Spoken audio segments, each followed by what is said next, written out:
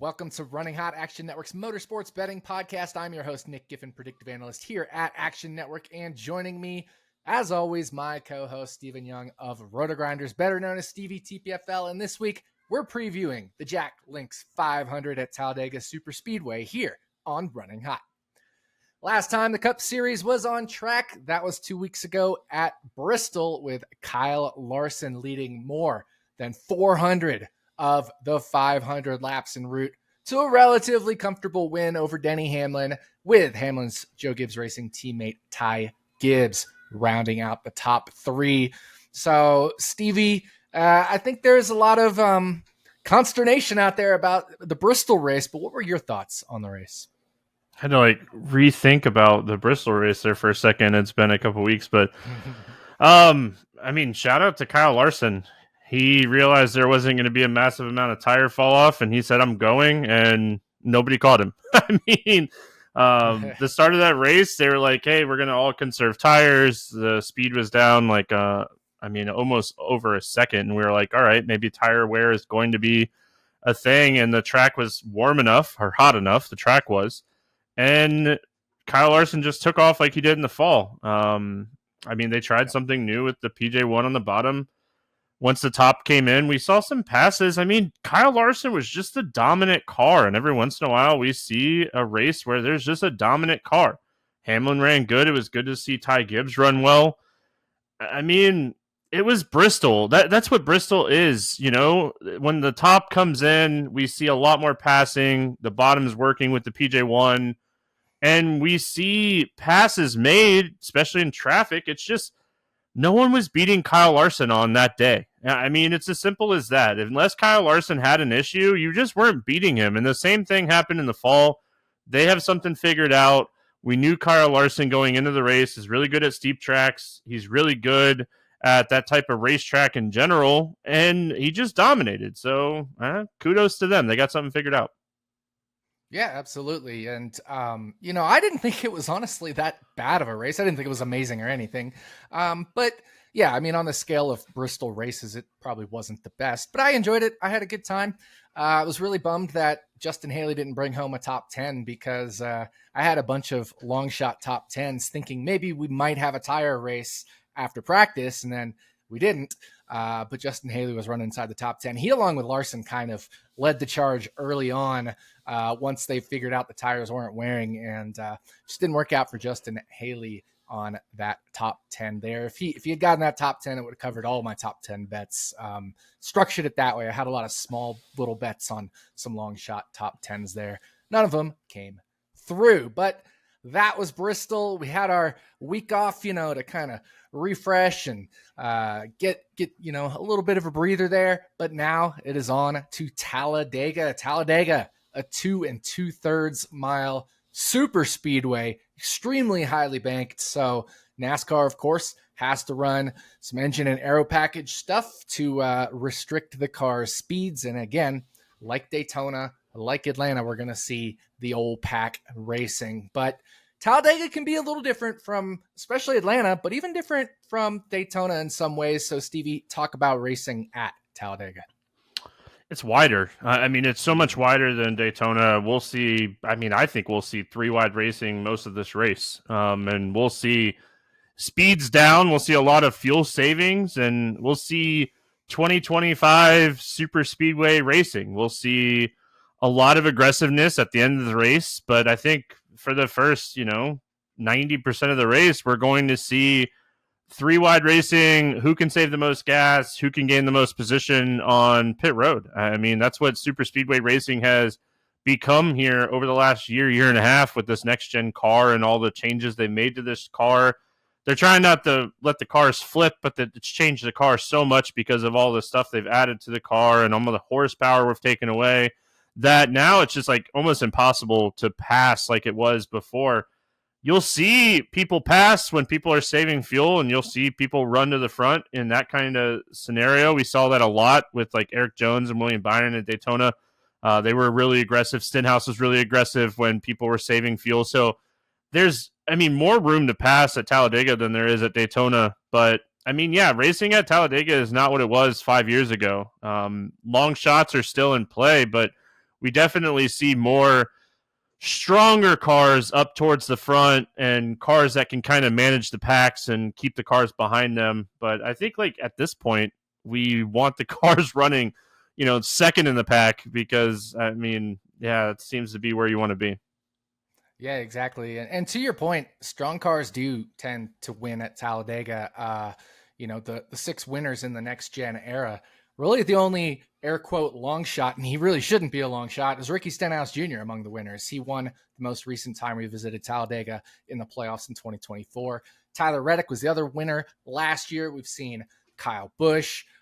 We've seen, William Byron. We've seen Ryan Blaney, winners in the next gen era. So a lot of those big names that we're talking about winning at Talladega in the next gen era.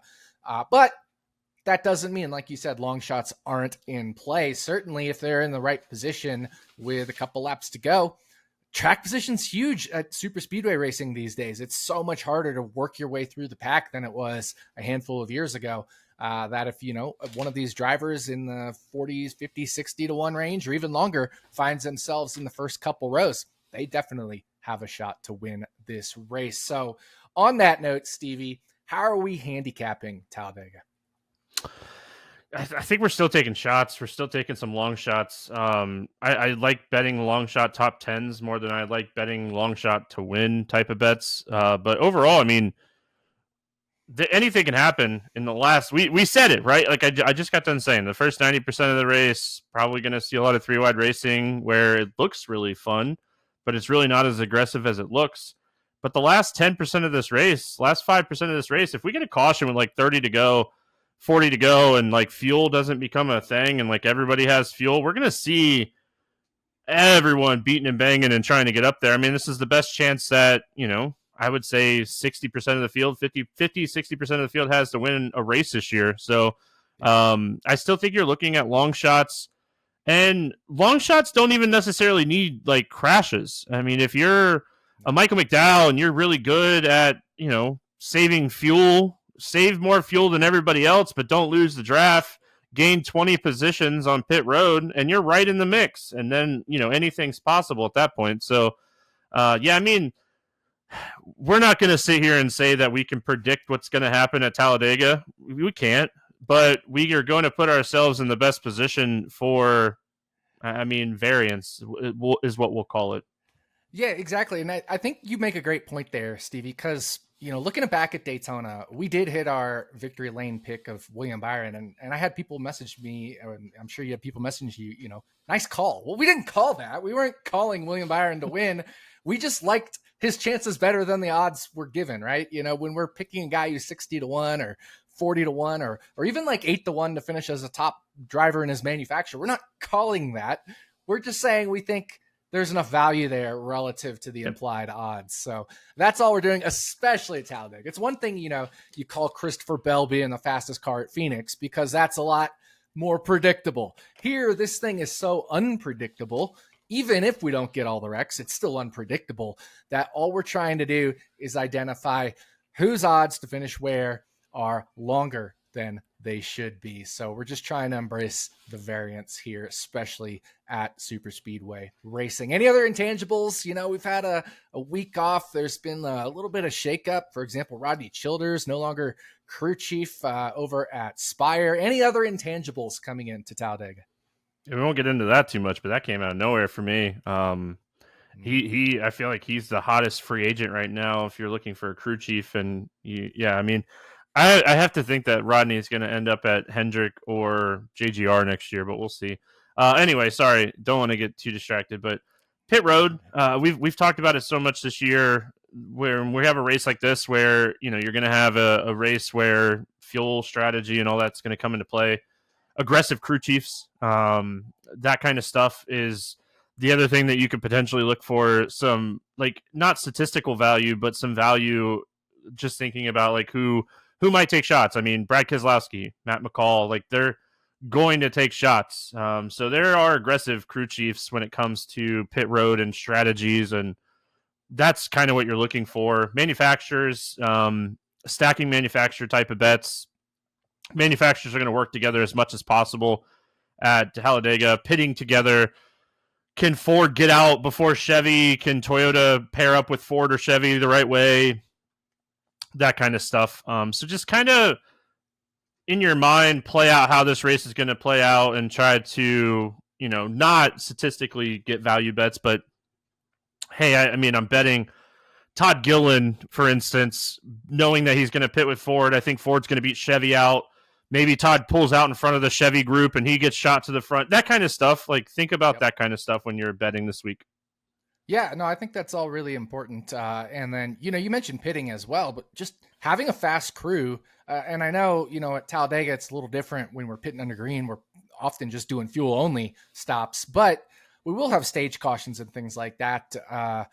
Just being able to get out front with track position actually being is more important than it's been in the past at super speedways, having a fast pit crew, right? That number 23 crew, Bubba Wallace, some of those Hendrick crews, for example, they've all been killer this year. So I think that definitely helps them as well. But it is time to dive into our bets. We'll drive through the race stage by stage. Stevie and I will give a pick in stage 1 as our shorter odds bet.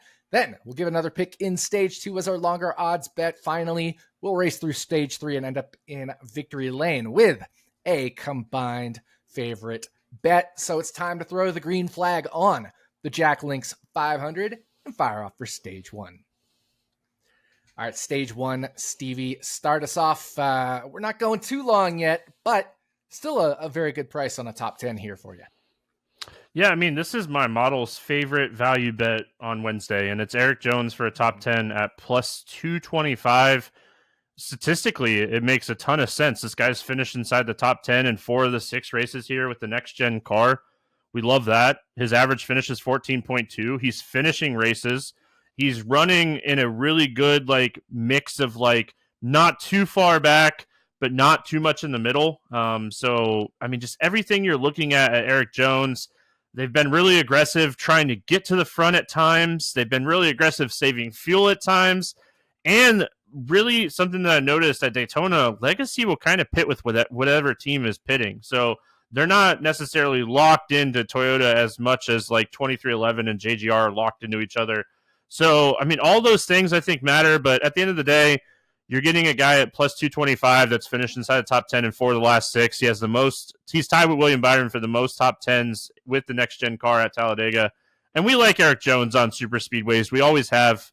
So he's one of those drivers that you kind of have circled when we come to Talledega and Daytona, and you're like, this guy has a legit chance to win this race, and it's probably one of his best chances to win this year. Yeah, and I'm right there with you. This was my favorite bet. We could have made this victory lane, but we wanted to have a little fun in victory lane, as you'll, spoiler alert, see. But look, Eric Jones at Talledega in the next-gen car, right, with Legacy / Petty when they were, Petty. So starting in 2022, his Talledega finishes in chronological order: 6th, 26th,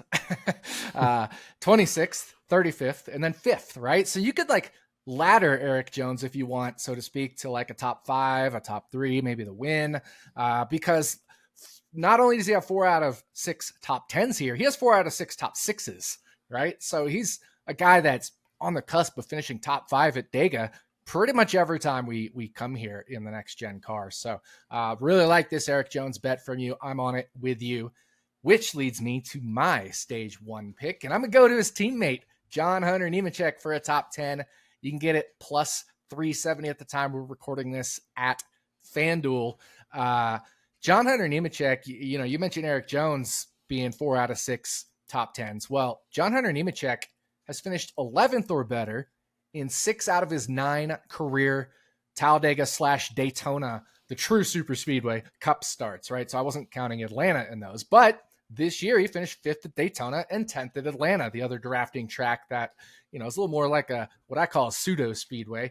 But John Hunter Nemechek, Eric Jones' teammate, we've seen what these legacy cars can do at these super speedways. And JHN is always just right there. He somehow seems to put himself in the right position to avoid the incidents. He doesn't seem to make a ton of major mistakes at these tracks. And that's what really can take you out. If you're making a mistake, losing the draft, getting a lap down, that kind of stuff.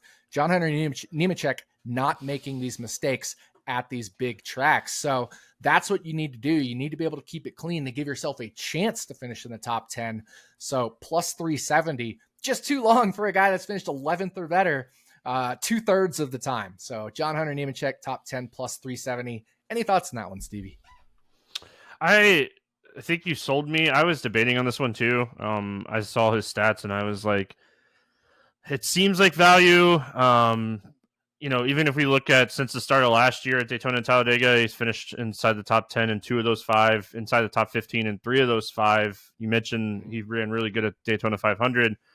And like what I was saying with Eric Jones, they don't really care who they pit with. They're just going to try to put themselves in the best position, which I feel like is a Jimmy Johnson influence. Like, just put yourself in the position to win. Like, so. Hey, Jimmy Johnson finished 3rd at Daytona, right? I know, that's what I'm saying. Like, I mean, so yeah, I don't mind this. I was seriously debating this one, and I might add this to my card as well. All right, so we are on the Legacy Motor Club cars of Eric Jones and John Hunter Nemechek for top 10 finishes as our stage 1 picks. That'll be the green and white checkered on stage 1. We'll fill up, get some tires, and fire off for stage 2. All right, stage number 2 here, Stevie, pivoting away from the top 10s, going to a top manufacturer for you, and a familiar name for us at Super Speedways. Yeah, I mean, I was a little thrown off when I saw this. I had to like double take, but I'm going to William Byron as the top Chevy at 7-1. I am only doing a half a unit on this one, but I mean, just a guy that has been so consistent on super speedways with the next gen car. I did add Stenhouse as well at 12-1 for a quarter of a unit for a top Chevy. So those are my 2 top Chevy bets heading into the weekend. But William Byron has the best average finish at Talladega with the next gen car. He's finished inside the top 15 in all 6 next gen races, which means he was running and had a chance to be there at the end of every single one of these next gen races, which maybe the odds are against him a little bit in that, but where he runs, he stays out of trouble.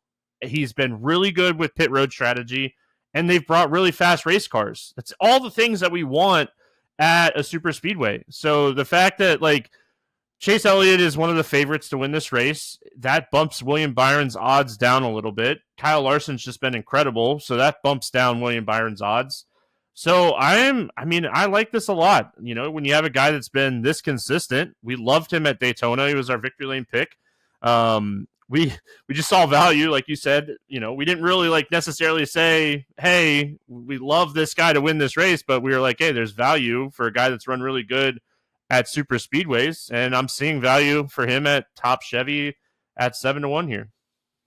Yeah, I mean, it's hard to argue against taking William Byron at that long of a number because he's arguably top Chevy in most of these super speedway races, it feels like, in the next gen era, or at least pretty close to it. So I'm right there with you. I think this is a solid bet. I haven't bet it yet myself, but maybe as the weekend comes around, I'll be on this one too, but certainly don't mind this at all. William Byron, top Chevy, 7-1. For my stage 2 pick, I'm going to go to Anthony Alfredo Fast Pasta.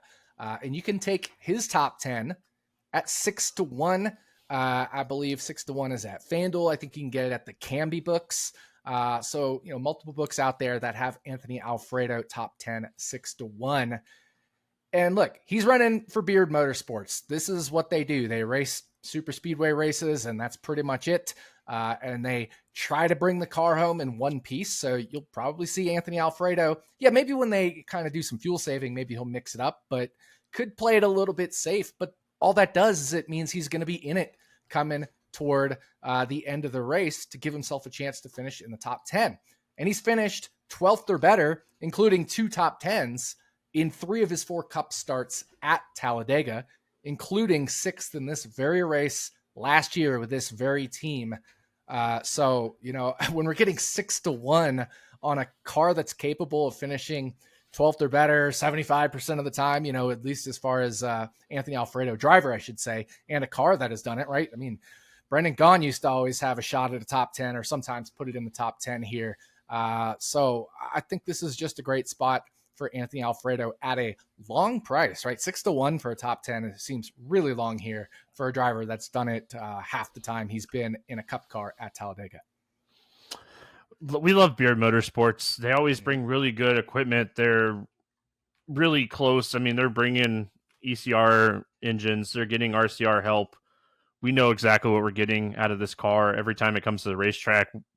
Brendan Gaughan, when he was in this car, was like a staple for us, top 10 bets. You and I had talked about it a lot in the past. So, yeah, I have no issues with this whatsoever. You're betting on the car, the equipment, the fact that he's not running for points. He's not going to go up there and mix it up at the end of stages. Just everything kind of in your favor for him to finish top 10. Parker Retzlaff almost had a chance to win this race in the Beard Motorsports car last year. I shouldn't say this race, but at Daytona, that race before the playoff cutoff race.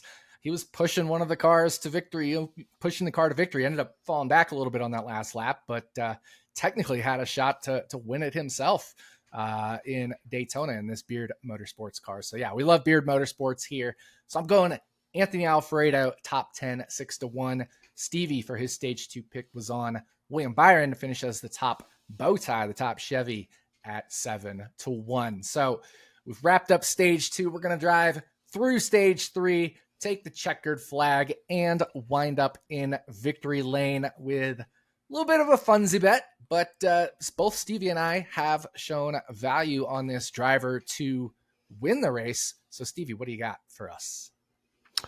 Yeah, we're going to Austin Dillon to win this race, and you kind of mentioned it. It's a funsy bet, but like you said, both of us are showing value. I think you said it's 80-1 over on FanDuel. I bet it at 50-1 on. It's now down to 60-1 as we're recording this, but there's some 66s out there as well still. But you bet it at 50. I like it at 50. I bet it at 50. Yeah. So listen, at the end of the day, when we think of Daytona and Talledega, we think of aggressive race car drivers to win the race. Austin Dillon has 5 career wins in the Cup Series, and 2 of them are at Daytona. He is very aggressive. He wrecked Eric Amarola to win at Daytona before. We know what happened at Richmond last year, where he drove through 2 drivers to win a race. Like, whether you agree with him as a driver or not, he's going to be aggressive, and to win at Talledega and Daytona, you have to be aggressive. So the fact that we get a guy that's really aggressive, we talk about Stenhouse all the time. If Stenhouse was 50-1, we wouldn't think twice about betting it. And AD has very similar upside, and we know RCR, ECR engines always really good. They're going to have a ton of speed here. So yeah, I mean, it's a funsy bet. It's not one that you're going to throw a whole unit on. Personally, I threw a quarter unit on my Austin Dillon bet. But, I mean, these are the types of bets that I like betting at Daytona and Talledega, because I only need to hit one every 4 or 5 races to, get my value, my return on what I want to be at. Exactly. Yeah. Austin Dillon is a driver that, he's won multiple super speedway races. Granted, both were at Daytona, but Talledega, there's no reason he can't finish towards the front either. I mean, he finished second in the very first next gen race at Talledega. So you talk about those RCR cars. I mean, look, Kyle Busch has a win here in an RCR car in the next gen era. Like I said, Austin Dillon second. You mentioned those ECR engines. Colleague, for example, they've been qualifying really well and producing some great cars at these super speedway races. So, the ECR engine package is doing a fantastic job here at Talledega. So I'm right there with you. I love Austin Dillon. Anything 50-1 or longer. Currently best available, I believe, is 66-1 for those of you that are able to line shop. So Austin Dillon, 60, 66, 50-1 is our victory lane pick. Stevie, I don't have a favorite to win this race, but let's get some, let's do one little pick the win segment, because it's been a while since we've done that. And I think it's always fun to do at Talledega. So just not a bet or anything like that, irregardless of odds. What's your pick to win? Brad Keselowski. I feel like, I have a lot of bets on Ryan Preece and Buescher already this week. Brad not showing a ton of value on Keselowski, so betting him. But I have a feeling it's going to be an RFK car. So I might even like throw like a bet for like menu or team to win RFK bet out there by the end of the weekend. But yeah, he's been so close here. What does he have? 2 second place finishes in the next gen car. He's been so close, and like it's coming. We know it's coming. He's too good, and like we talked about controlling the field. Is there anybody better than him and Ryan Blaney and Joey Logano at like controlling the field? Those Fords are just so good at it. So yeah, I think Keselowski, like I said, I'm not showing a ton of value on him as far as like betting him, but just have a gut feeling it's gonna be an RFK car this weekend. Yeah, I like that. I think Keselowski was my Daytona 500 pick to win when we did this episode. It might have been like Reddick or somebody. I think I had a toss up between Reddick and Keselowski as like my pick to win for Daytona, but I do like that Keselowski pick. My pick to win, I'm going to go a little funky here. I'm going to go Kyle Larson. I kind of just have a feeling about him too. And people are always down on him at super speedways, but he's been leading laps. He's been running towards the front more and more at super speedways. And look, he's racing an IndyCar Wednesday today as we're recording, and Thursday. So Talledega is going to feel slow to him, right? After he's coming off those 225 mile an hour laps at Indianapolis Motor Speedway in an IndyCar. So maybe that'll be a little bit of an extra boost for him there. But I don't know. You got that Keselowski feeling. I have a little bit of a Kyle Larson feeling. I don't like the odds at all. But maybe just a little bit of a gut feeling there on Kyle Larson. So those are our picks to win for fun, and that will do it for us. So thank you for listening to the Jack Links 500 episode of Running Hot, Action Network's motorsports betting podcast. If you'd like to tail some of the bets we discussed today, look for the quick slip link in the podcast and video description, or go to actionnetwork.com/bet-now. And we'll be back next week to talk bets for the Worth 400 at Texas Motor Speedway. On behalf of my co-host, Stephen Young, thanks again for listening, and we'll see you next week on Running Hot from Action Network.